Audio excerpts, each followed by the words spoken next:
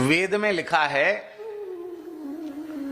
ऋते ज्ञानान न मुक्ति ही, बिना ज्ञान के मुक्ति होगी नहीं, ज्ञान से मुक्ति होगी। और इसी का समर्थन आदि शंकराचार्य भगवान कर रहे हैं।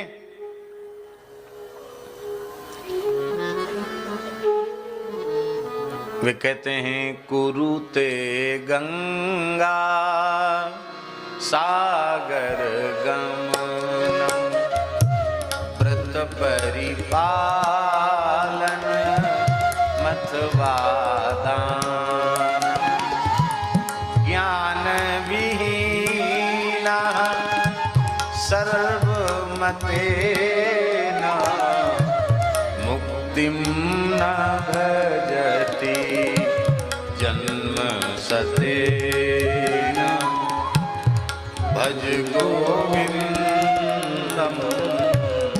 भज गोविंदम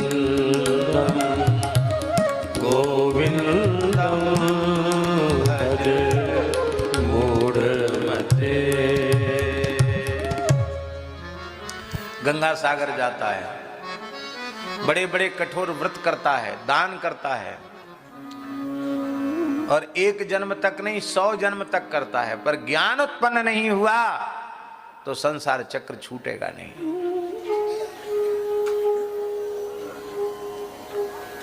इसका मतलब ज्ञान से मोक्ष हो गया। ठीक है।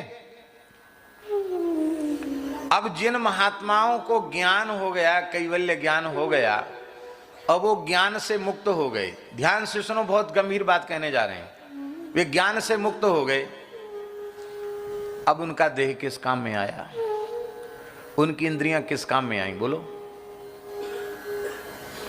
मुक्त तो वे हो गए, मुक्ति के लिए उनको और कुछ करने की जरूरत पड़ी नहीं।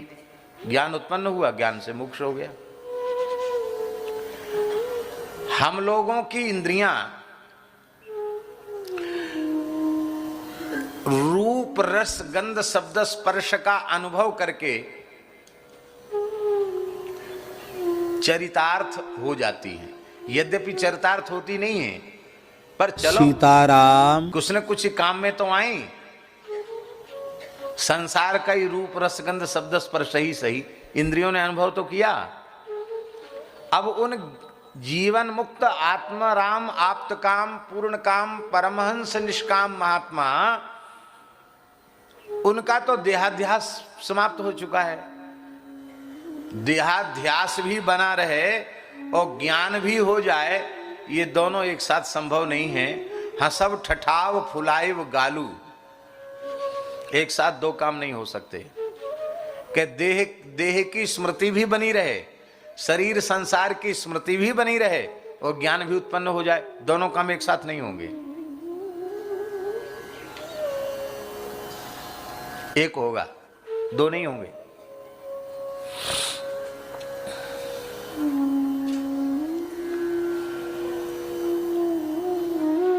अब मुक्त तो हो गए सुखदेव जी की कोटि के महापुरुष, देहाध्यास सही नहीं, मुक्त हो गए।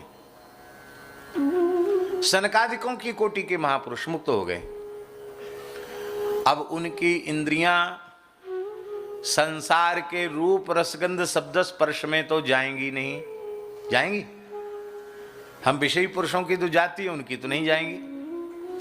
स्वर्गादि लोकों के जो दिव्य रूप रसगंध शब्द स्पर्श हैं, वे दिव्य भोग भी उनकी इंद्रियों के अपनी ओर आकृष्ट नहीं करने वाले। तो उनको देह धारण करने का क्या फल मिला? उनकी आंख नाक कान हाथ पांव ये सब होने का क्या फल मिला? तो उनका तो देह, उनको देह की प्राप्ति होना ही व्यर्थ हो जाएगा। ध्यान में आई बात? माने कुंती जी कह रही हैं, भले ही वे ज्ञान से मुक्त हो गए हैं, लेकिन शरीर धारण करने की सफलता तो भक्ति योग में है। आंख भर के आपका दर्शन करें, इसमें आंख की सफलता है। कान से आपकी मृतक जियावनी वाणी सुने, इसमें कान की सफलता है। आपकी मधुर मुरली का निनाद श्रवण करे, इसमें कान की सार्थकता है। जिह्वा से आपके चरणामृत अधरामृत का स्वाद, आपके नामरूप लीला गुणगान का स्वाद मिले, इसमें जिह्वा की सफलता है। हाथ से आपकी सेवा, आपका श्रृंगार, आपकी उपासना हो, पैर से आपकी परिक्रमा हो, वृंदावन गिरिराज जी चित्रकूट की परिक्रमा हो, तुलसी जी की देवालय की परिक्रमा हो, मन बुद्धि चित्त सब, अंतर इंद्रिय बहिर इंद्रिय सब के सब जब आपके अनुभव में लगती हैं तब इनकी सफलता होती है। आगे 10वें स्कंध में गोपियां कह रही हैं, क्या कह रही हैं वेणुगीत में, अक्षणवतां फलमिदं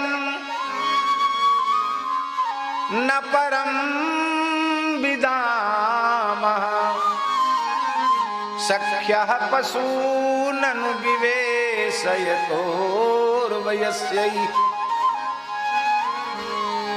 वक्त्रं ब्रजेश सुतयो रनुवेणुजुष्टं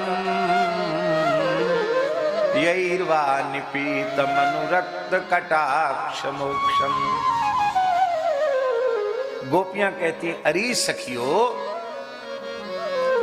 इन देहधारियों को जो देह मिला है, इंद्रियां मिली हैं, आंख मिली हैं, इनका नेत्रवान होने का यदि कोई सर्वोत्कृष्ट फल है तो वह यही है कि श्री गिरिराज जी की तलहटी में गैया चराते, बंसी बजाते, मंद मंद मुस्कुराते कृष्ण बलराम का दर्शन ये आंखें करें।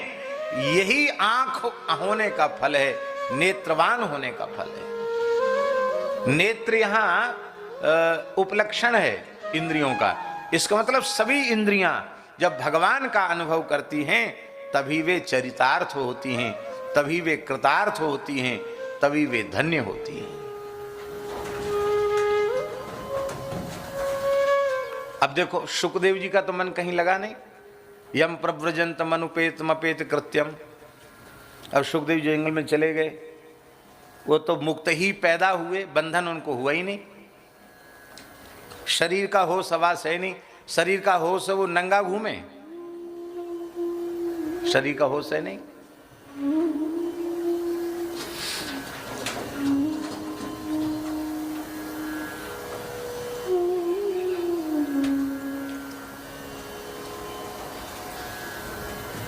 अब सुखदेव जी की इंद्रियां कहाँ लगेंगी बताओ। सुखदेव जी को मन लगाना हो, उनको अपने मन को, बुद्धि को, इंद्रियों को, सबको कृतार्थ बनाना हो तो संसार में तो लगने वाली है नहीं, लौकिक पारलौकिक भोगों में लगेंगी है नहीं, तो उनको धन्य धन्याति धन्य बनाने के लिए, कृतार्थ करने के लिए आपने अवतार लिया है। सुखदेव जी के जैसे महात्मा भी आंख भर के आपका दर्शन कर सकें, आपकी वाणी का श्रवण कर सकें, आपकी लीला को गा सकें।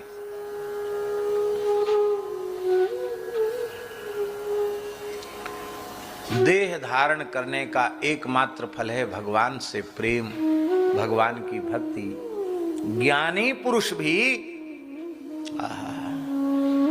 ज्ञानी पुरुष में भी ये बात नहीं आई तो उन भले ही वे मुक्त हो गए, ज्ञानी पुरुष मुक्त हो गए, पर भगवान की भक्ति प्रकट नहीं भई, गए काम से। भले ही मुक्त हो गए पर उनको देह धारण करने का फल नहीं मिला। आहा, जय जय श्री राधे।